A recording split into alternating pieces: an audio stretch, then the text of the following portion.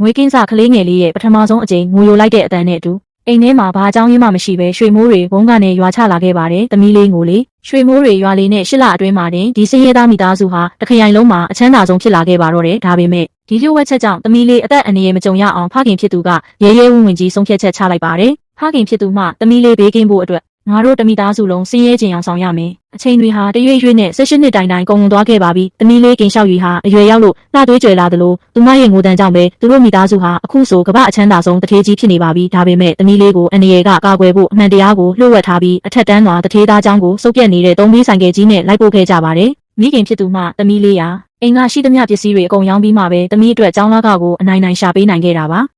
မိဘတွေရဲ့ဒီလိုစေတနာနဲ့ညာပြောမှုဟာသမီးဖြစ်သူအတွက်ကဆိုးကြီးတဲဆောင်လာတော့မယ်ဆိုတာသူတို့လုံးဝမသိခဲ့ကြပါဘူးအမိုက်ကောက်တဲ့သုံးဘီးနဲ့ကျောင်းလာတက်တဲ့ရှောက်ရီကိုမြင်ပြီးကျောင်းသားတွေကအထင်သေးယုံရှာစွာကြည့်နေချိန်မှာပဲကြံခဲ့တဲ့မိသားစုကတော့18နှစ်လုံးအောင်ကြီးခဲ့ရသမျှဝမ်းသာအားရခုန်ပေါက်လို့နေပါတယ်ဖခင်ဖြစ်သူကငါစင်းရဲခြင်းအောင်ဆောင်ပြီး18နှစ်လုံးအောင်ကြီးခဲ့ရတာဒီနေ့တော့နောက်ဆုံးမှာတနိုင်ငံလုံးရဲ့အချမ်းသာဆုံးတထေးကြီးဆိုတဲ့ငါရဲ့ဂုဏ်သတင်းကိုပြန်ဖော်ထုတ်လို့ရပြီဟဲ့သူတို့မသိတာကတော့သမီးဖြစ်သူဟာကျောင်းတက်တဲ့ပထမဆုံးနေ့မှာတင်တခန်းလုံးရဲ့အပေခံဖြစ်နေခဲ့ရတာပါကျောင်းသူတအူးမှနင့်နံစော်နေတဲ့စင်းရဲနံကြီးနဲ့ငါရဲ့တန်ရှင်းတဲ့ဘေးနားကိုလာမထိုင်နဲ့နော်ရှောက်ရီတယောက်မျက်နှာငယ်လေးနဲ့ဖြစ်နေချိန်မှာပဲအေးစက်ခတ်ထန်ပြီးမြစ်ပတ်တာကိုအလွန်ကြောက်တတ်တယ်ဆိုတဲ့ကျောင်းသားဖူးရဲ့ဘေးနားကခုံအလွတ်ကိုတွေ့ပြီးတတိထားပြီးလှမ်းမိလိုက်ပါတယ်ကင်ရှောက်ရီကဟိုကျမဒီနေရာမှာထိုင်လို့ရမလားဟင်လူတိုင်းကဒီအောက်တန်းစားမလေးတော့အပြင်ကိုလွှင့်ပစ်ခံရတော့မယ်လို့ထင်မှတ်ထားချိန်မှာပဲကျောင်းသားဖူးကအလိုလျောက်မတက်ရက်ပြီးကျင်းနာစွာပြောလိုက်ပါတယ်ကျောင်းသားဖူးကထိုင်လေရပါတယ်ဒီမြင်ကွင်းကကျောင်းလာပကေးမလေးပိုင်မုံရောင်ကိုဒေါသပေါက်ကွဲသွားစေခဲ့ပါတယ်။ငွေပိုင်းထမင်းစားချိန်မှာတော့ပိုင်မုံရောင်ကရှောက်ရွေရဲ့ထမင်းပန်းကန်ကိုကျန်းပြင်ပေါ်ရိုက်ချပစ်လိုက်ပြီး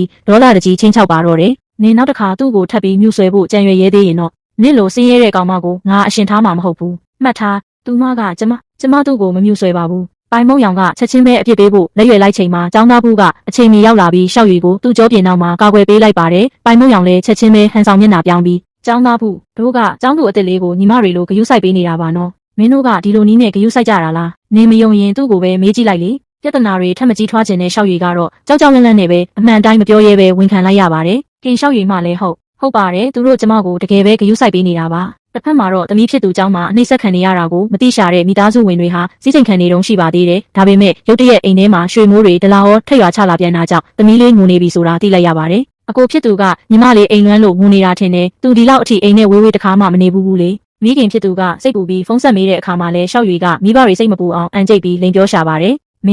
ေသမီးเจ้าမှာအဆင်ပြေပါတယ်တငယ်ချင်းတွေကလည်းသမီးကိုအရန်ဂရုစိုက်ကြတယ်အကိုဖြစ်သူကဝင်ပြောတယ်ညီမလေးတကယ်လို့တယောက်ယောက်ကနင့်ကိုအနိုင်ကျင့်ရဲရင်အကိုကိုချက်ချင်းပြောတော့အကိုအဲ့ဒီကောင်ကိုလုံးဝခွင့်မလွတ်ဘူးညီလေးတို့အိမ်မှာပတ်စံတွေအများကြီးရှိတယ်နော်ညီလေးကိုနှမျောပြီးမစားဘဲမနေနဲ့ဦးအဖွားဖြစ်သူမှပြောလိုက်ပါတယ်ဒါပေမဲ့ရှောက်ရွေကတော့ဒါဟာအဖွားဖြစ်သူကစိတ်သက်သာရအောင်ညာပြောတယ်လို့ပဲထင်နေခဲ့ပါတယ်ဒီလိုအချိန်မှာပဲကောက်ကျစ်တဲ့ပိုင်မုံရောင်ကအဆောင်ခန်းထဲကိုလူမိုက်အုပ်စုနဲ့ထက်ရောက်လာပြီးရှောက်ရွေကိုခြေထောက်နဲ့ကန်ချပြီးရဲရဲဆက်ဆက်နှိပ်စက်ပါတော့တယ်စင်းရဲတဲ့ကောင်မအခုတော့ကြောက်သွားပြီမလားငါရှေ့မှာဒူးထောက်ပြီးနောက်ခါသူ့ရဲ့အနာကိုမကတ်တော့ဘူးလို့အတိပေးစမ်းသူမဒူးမထောက်နိုင်ဘူးသူနဲ့ဘာမှမပတ်သက်လို့ကျမမမှားဘူးဒေါသထွက်သွားတဲ့ပိုင်မုံရောင်ကတုတ်တချောင်းနဲ့ရှောက်ရွေရဲ့ခြေထောက်ကိုအားပြင်းပြင်းရိုက်ချလိုက်တဲ့အတွက်ရှောက်ရွေဟာဝမ်းနဲ့ပက်လက်မျက်ရည်တွေစီးကျလာပါတော့တယ်အတော်မတက်ပဲဇက်တိုက်ရွာချလာတဲ့ရွှေမိုးတွေကြောင့်သမီးဖြစ်သူကျောင်းမှာအကြီးကျယ်အနိုင်ကျင့်ခံနေရပြီဆိုတာမိသားစုဝင်တွေရိပ်မိသွားကြပါပြီမိခင်ဖြစ်သူစိုးရိမ်ပြီးဒါရှင်စင်းရဲခြင်းအောင်ဆောင်ခြင်းလို့ဖြစ်ရတာအကုန်ရှင်းကြောင့်အကိုဖြစ်သူကလည်းကားတွေအသင့်ပြင်ပြီးမေညီမလေးကိုဘသူကအနိုင်ကျင့်ရဲလဲဆိုတာကျွန်တော်ကိုယ်တိုင်သွားကြည့်မယ်တစ်ဖက်မှာလည်းပိုင်မုံရောင်ကရှောက်ရွေရဲ့မျက်နှာကိုဓာတ်မြောင်နဲ့လှီးဖို့အထိပြင်နေပါတယ်တစ်ချိန်တည်းမှာပဲကျောင်းကိုအရှိန်ပြင်းစွာမောင်းမြင်လာတဲ့တထေးကြီးမိသားစုရဲ့ကားခေါင်မိုးပေါ်ကိုပါရွှေမိုးတွေဒလာဩကျလာတဲ့အတွက်အခြေအနေဟာအသက်အန္တရာယ်နာရောက်နေပြီဆိုတာသိပြီးရွှေတုံးတွေကိုတောင်လှည့်မကြည့်ပဲ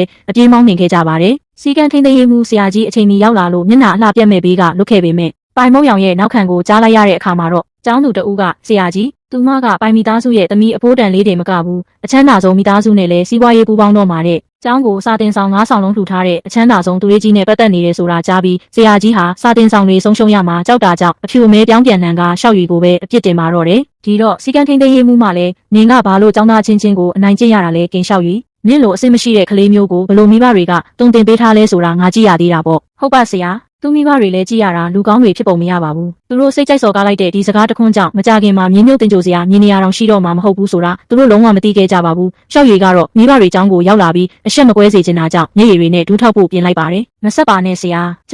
ျမအခုပဲဒူးထောက်ပြီးတောင်းပန်ပါမယ်ကမ္ဘာအဆင့်မြင့်ကားရန်ကြီးနဲ့เจ้าကိုရောက်ရှိလာတဲ့ဖခင်ဖြစ်သူဟာကားပေါ်ကဆင်းချင်းရွှေမိုးတွေဒလာဩထက်ရွာချလာတာကြောင့်အကြီးအကျယ်ထိတ်လန့်သွားပါတော့တယ်သမီးလေးထပ်ပြီးငိုနေပြန်ပြီးဖခင်ဖြစ်သူစိုးရိမ်နေပါတယ် ရှောက်ရွေရဲ့ဒူးနှစ်ဖက်မြေပြင်ပေါ်ကိုကြာခင်အချိန်မှာပဲအဆောင်ခန်းတကားကြီးဝုန်းကနေပွင့်ထွက်သွားပြီးဒေါသမီတောက်နေတဲ့အကိုဖြစ်သူရဲ့အတန်ကြီးဟင်းထွက်လာပါတော့တယ်အကိုဖြစ်သူကဒေါသနဲ့ညီမလေးနင့်ကိုဘသူကဒူးထောက်ခိုင်းတာလဲကမ္ဘာအချမ်းသာဆုံးမိသားစုကြီးရဲ့ဒေါသအောင်မှာရှောက်ရွေကိုအနိုင်ကျင့်ခဲ့တဲ့ပိုင်မုံရောင်နဲ့စီကန်းထိန်သိမ်းရေးမှုတို့ဘယ်လိုမျိုးပျက်စီးသွားမလဲဆိုတာကိုတော့အပိုင်းနှစ်မှာဆက်လက်ရှုစားပေးကြပါဦး